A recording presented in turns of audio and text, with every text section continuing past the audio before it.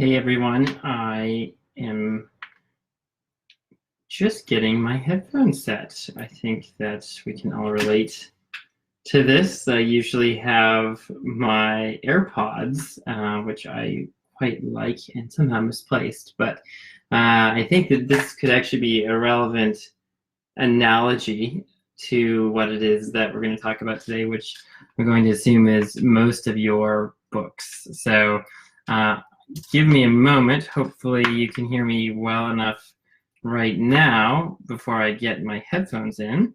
Connor, I'm glad to see that you are with us today. If possible, I'd appreciate a comment that says you can hear me all right or not. I will be connected via my headphones shortly, which I know is not quite as good. So we're going to talk about taking your mess of headphones as your bookkeeping and turning it into a more streamlined process today. So I hope that everyone's year is wrapping up nicely. It's hard to believe that we're already in November, so I know that I switched my audio. Okay, looks like I have a comment. Connor says, audio is good without the phones. Okay, well, Connor, should I take my headphones out now?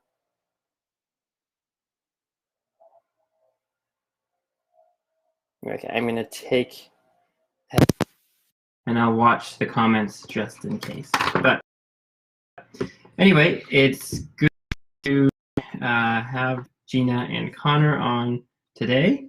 It's better with them in. Okay, great. We will go with the audio. I appreciate your support, Connor, and help on that. If anybody knows about this stuff, it is definitely you. So, okay. Hopefully we're back and you can hear. Okay. I want to talk today about getting your bookkeeping done. And so what? Thanks, Gina. And Gina, I think you'll be particularly relevant to this. As usual, we have a lot of overlapping advice and work together on stuff. So anyone who is working with us now, my very strong recommendation is that you hire a bookkeeper, a separate professional bookkeeper. You know, I've talked in the past about what is an accountant, what do they do, and what are the different services. And quite often, many of you might be working with an accountant for the first time, and that's us. And we have delineated our services out to be specifically tax planning, strategy, consulting, and with that, the compliance piece of doing your tax return. But rather than like an H&R Block that just focuses strictly on doing the return, we are focused on minimizing your taxes, planning, working with you throughout the year, and providing advice such as having a bookkeeper.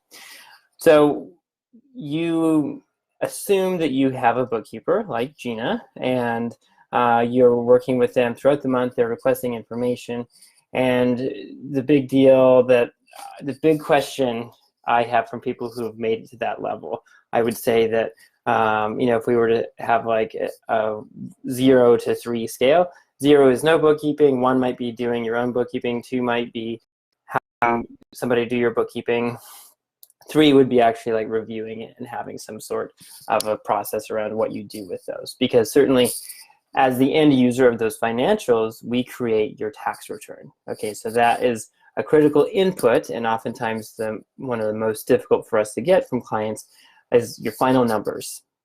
And we use that as an input to create your tax return. So if you're at the stage of, okay, great, my books are always up to date, either by myself or with a bookkeeper, but I don't really understand why that matters. Like, who cares? I have an income statement. I know that shows my revenue and expenses. I know that's where my bottom line profit or loss comes from. And I know that I have a balance sheet that maybe has my bank accounts listed on it, and perhaps it has some credit cards or debt, and maybe it has my computers or equipment that I have as assets and some depreciation on there.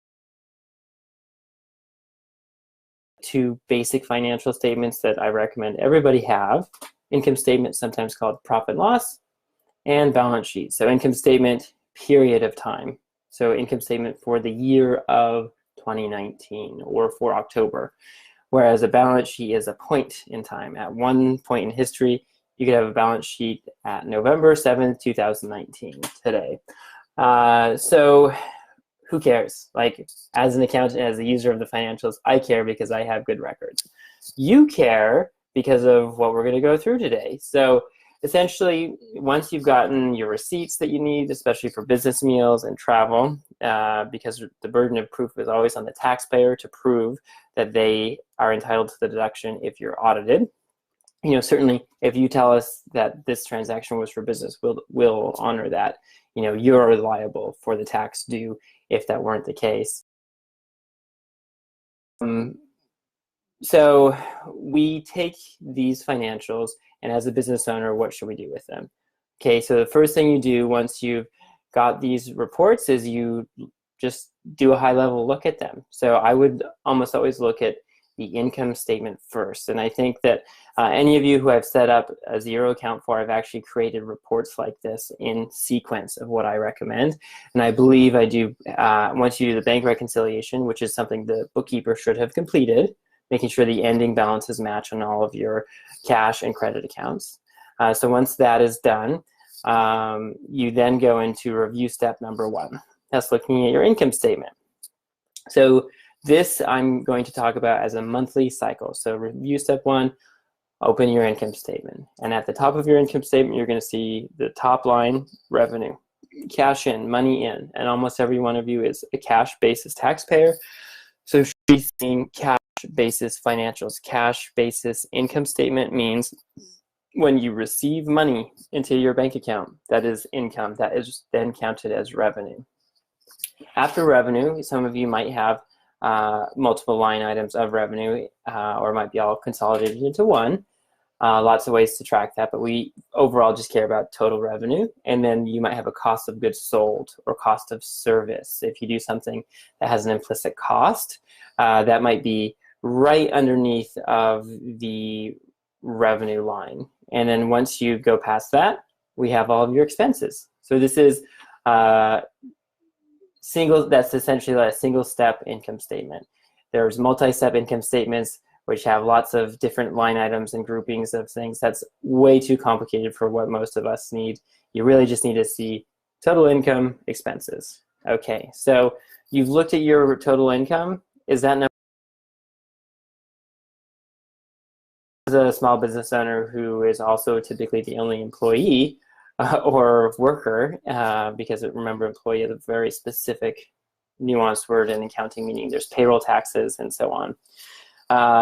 You know, you are probably checking your bank accounts pretty regularly. So does your bank account say that's about how much money you made? And you probably implicitly know, and that's why it's so important as a business owner who's so close to the business to review the financials and make sure they make sense as you go. Because sometimes the bookkeeper has different context. So if I'm doing your books and I see a $10,000 check written in, I'm going to assume it's probably an owner contribution if you typically sell things for $100. But maybe you had a special deal that came through and that's actually revenue. And that's very critical because it's a completely different tax treatment if it's your money that you're putting into your bank account, your personal funds, or a sale. So from there, you are looking at each line item, revenue, cost of goods sold, now expenses, maybe travel as a major expense for you. And so then you review each line item. Auto expenses would certainly be one, travel, software, however you have it broken out. You know, there's not a one way, one size fits all for the expense categories. Certainly the tax return has a certain suggestion as far as some baselines, and then there's certain rules on some of them, like home office and auto. But as far as if you need to break things out to be more granular, you can absolutely do that. I always recommend that you have as little breakout as possible, so that way the reports are still meaningful, because we'll talk about step 3, which is reviewing transactions afterwards. But essentially, you've got last month's income statement. You're taking 10 minutes to make sense to me. That's how much cash received by me in the business. And then you look at the expenses and you make sure that everything makes sense. And if you don't understand why a number is there, you should ask your bookkeeper, because they may not have realized something, or it's an education opportunity for you to figure out, oh, this is actually how we're categorizing your home office or your auto or your cell phone. Maybe we've used the 50% percentage on your cell phone, so only 50% of that expense is going to be showing up as phone or internet expense. The other 50% is an owner draw if you paid for it out of a business account. So 10 minutes, income statement, take notes, maybe print it out. I typically have a PDF going. I am on a Mac, so I use Preview to take notes, highlight things, and then the goal is just to get an understanding. And we'll go through just the prior month first, and then we'll talk a little bit about previous months as well. So income statement, cool, you've taken some notes. Now we're moving on to the balance sheet. First thing you're going to see is your bank account ending balance. Does that make sense to you? Did you have that much money in the account? You know, that should be something you obviously will be able to pick out instantly if it is wrong. A bookkeeper only will be able to know if it's wrong based on the statement. But remember, sometimes banks make mistakes.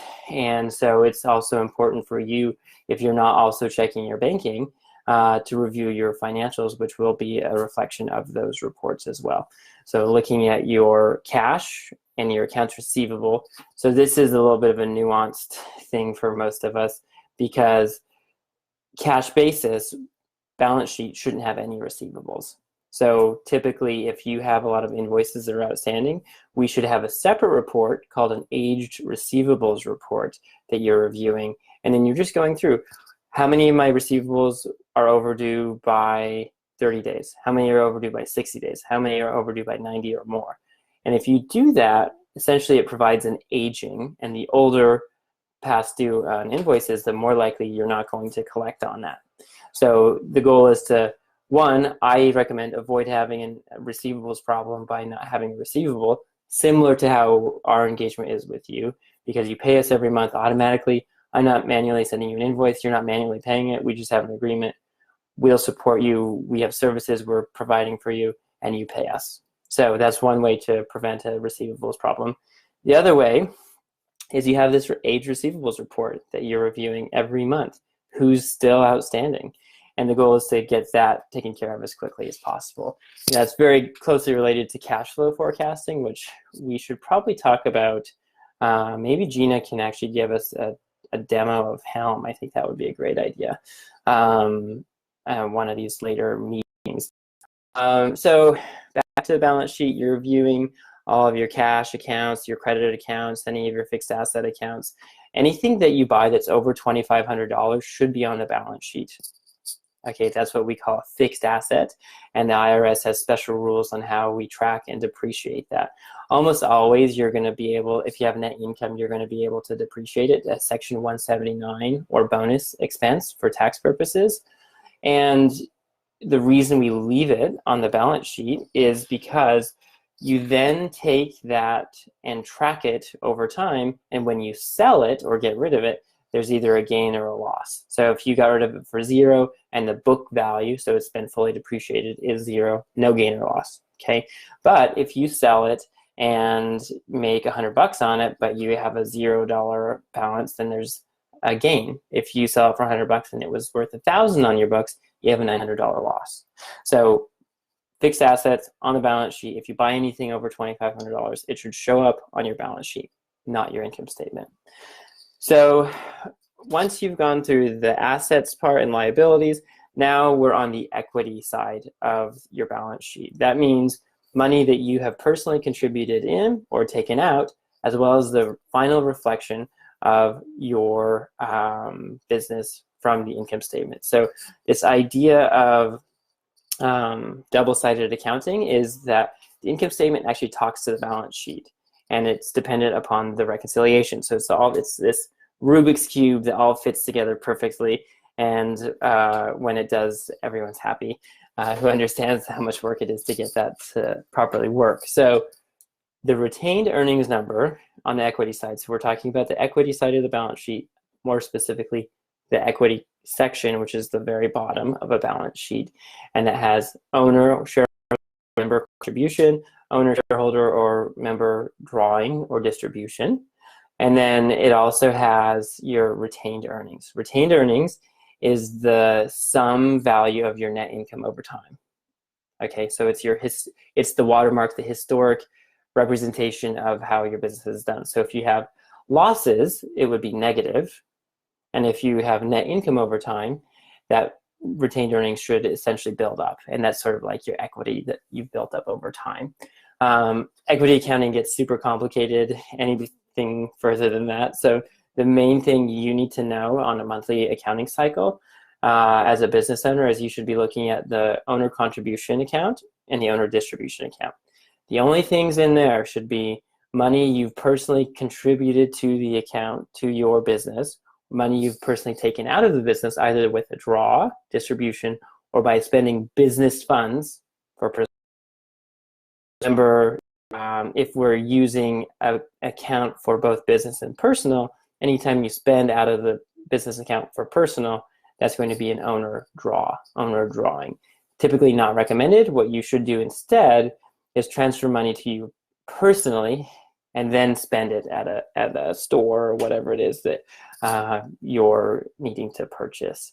So, okay, we've looked at the income statement, taken notes if anything looked funky, looked at the balance sheet, made sure that we've added fixed assets, made sure that bank balances make sense, credit card balances make sense, looked at the equity side of the balance sheet. I keep saying side, and I'm trying to be really clear when I communicate. So the equity section, which is at the bottom of your balance sheet. You're reviewing your contributions for the month, your distributions for the month. Okay, now it's probably time to take a break if you did that all in one sitting. And then the next step is to review your account transaction, an actual transaction by transaction detail. So this is interesting because I get a lot of clients who are doing their own bookkeeping and they say, I want to be closer to my numbers. And I say, awesome, and you should be, but you're not closer to your numbers by doing the reconciliation. You're closer to your numbers by reviewing financial reports, including account transactions.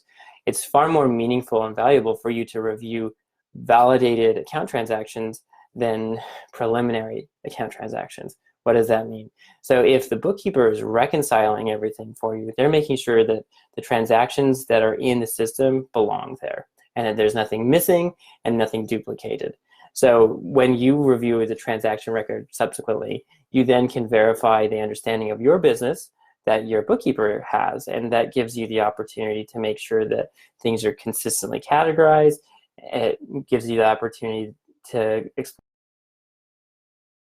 that you've purchased or entered and how you'll be able to modify that. And typically, the bookkeeper should be creating bank rules, right, to automate this if it's a repeating transaction.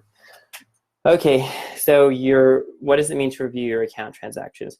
You have a list of every single item on your account, and typically if the accounts are reconciled, and we're assuming they are, I would not review the bank and credit card transactions because those are one side of the double-sided entry. So if we make a sale, we're debiting cash, so cash goes into the bank account, and then the other side of it is a sale. So I'm going to say you can save yourself time by skipping the review of the credit card transaction and transactions and the bank account, unless for some reason you like to. My guess is you probably even have already looked at those anyway on your own. Well, maybe not bookkeeping software, but the point is, if the accounts are reconciled, you really just need to review the other account detail. So in Xero, I often just click all account transactions, uncheck the bank and credit card, and then review sales, cost of goods sold, travel expense, business meal expense, software expense, and just make sure, again, it makes sense. Take notes as you go. And then once you've done all of that, consolidate all of the feedback, send questions to your bookkeeper, schedule a time to review with the bookkeeper, and then you can also take that information and make decisions about it. How can you do that? So realistically, it's a best practice to have a budget, okay? So if you're reviewing everything every month, you can then review the comparison of your budget by month to what really happened. So it's definitely something that I would recommend doing every month as just a business planning function. And we can talk an entire hour at least about budgeting, if not more. I'm actually planning to have a good friend, Lynn Summerman, talk to us about that, budgeting for your business and your life. So yes, that's a component. Back to reviewing the prior month, the other thing that I would do subsequently is I would get reports for each month of the year and then review side by side. And then you can see trends, like, did you spend a lot more on a certain thing? Like, some of this is going to be super obvious to you without looking at it, but some of it will help you by comparing per month, give you just a reality check of, hey, you're doing great. Maybe I think that as business owners and entrepreneurs, we often get hard on ourselves about, oh, I should have made more sales, I should have done more work, I shouldn't have spent so much on this or that. But if you actually sit down and look at your numbers, and especially if you have a budget or a plan to compare it against, you're going to be able to make a decision or give yourself credit or have a stern talking to you if you're off of what you planned, rather than just feeling like you should do more. More is infinite, right? But what if you just instead decided I needed to do 10% better than that, or I exceeded my goal by 10%. So certainly looking at prior months, looking at your budget, and then the other thing that I like to do if you have multiple years of history is look at 1 year ago, same month, because sometimes this is seasonal. And it also is a huge confidence builder if you're early in your business and you've been growing and it still feels like you haven't gotten anywhere. The reality is you have, almost always. And so it gives you a really wonderful objective, quantifiable, you're doing fine, sweetie number. And so that's part of why it's so important. If you're being diligent about this, it's going to prompt questions. Both your bookkeeper is going to catch issues. There's always errors. There's always things to confirm and follow up on.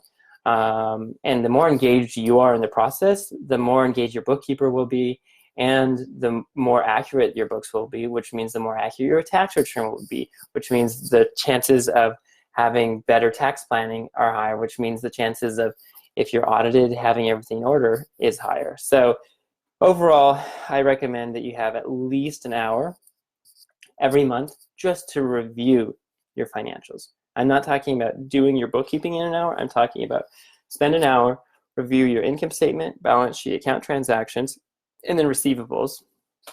If you have a bunch of bills, or if you have bills that are outstanding, you should also review accounts payable as well.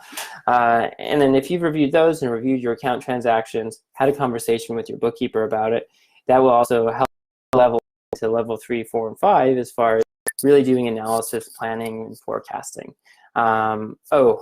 A major item that I wanted to incorporate onto the income statement talk and balance sheet, really. So one of our primary services that many of you are engaged with is how to plan for your taxes, quarterly projections. So I've done a separate talk about safe harbor versus actual.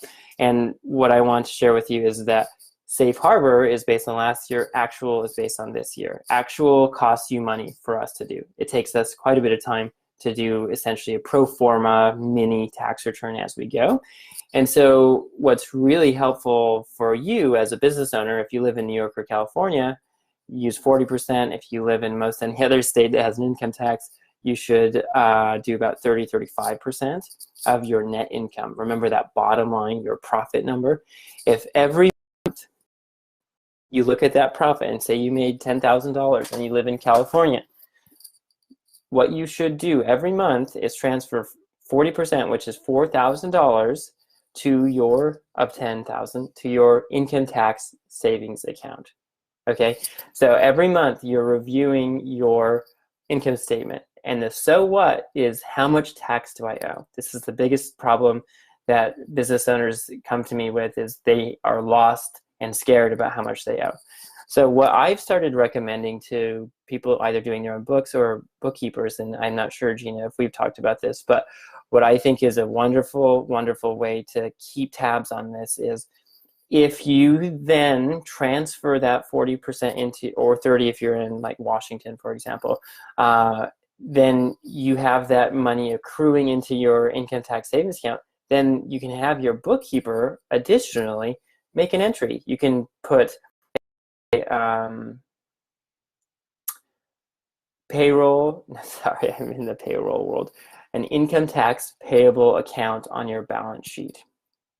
Okay, and what you can do, and depending on your bookkeeper, you can either offset that entry with an income tax expense, which if we do that, one thing to note is it won't be a cash basis entry, or you can offset it with an owner equity account, so contribution distribution, depending on whether you have an income or loss. So what I'm saying is have that net income times 40%, you then make a journal entry. And if you don't understand this and you're doing your own bookkeeping, that might be a good indicator that you should either book a call with me and talk about how we might be able to get you a bookkeeper. But if you have a bookkeeper, I'm happy to have a chat with them. But what you can ask them to do is just book 30 to 40% of your net income to an income tax payable account. Then every month you're looking at two numbers, your income tax payable account and your income tax savings account. Those should be the same. If they're the same, then theoretically you don't need to pay us to calculate your actual quarterly estimates. That's going to be fairly accurate actual amount due. It probably gives you a bit of a buffer, but if you did that every month, you would almost never be surprised by a tax bill, barring extenuating circumstances, and you would also always have the money set aside that you need to. And if nothing else, it will provide you insight every month. So the big so what to your monthly financials is helping you plan for your taxes from our point of view. But as a business owner, it also gives you insight in so many other ways. So I'm going to leave it there. I know there were a couple people on, and I'm going to an email, so I'm super hopeful to have some more engagement on it because I think it is so important. And I'm really happy to help people get a little bit more control over this, as I know it's going to reduce a ton of anxiety. So I don't see any questions or comments from Gina or Connor, so I'm going to sign off here and absolutely continue engaging on this as we go. I will also be working on sending out a checklist with this video on how to review your monthly accounting cycle. Okay, be well, thanks.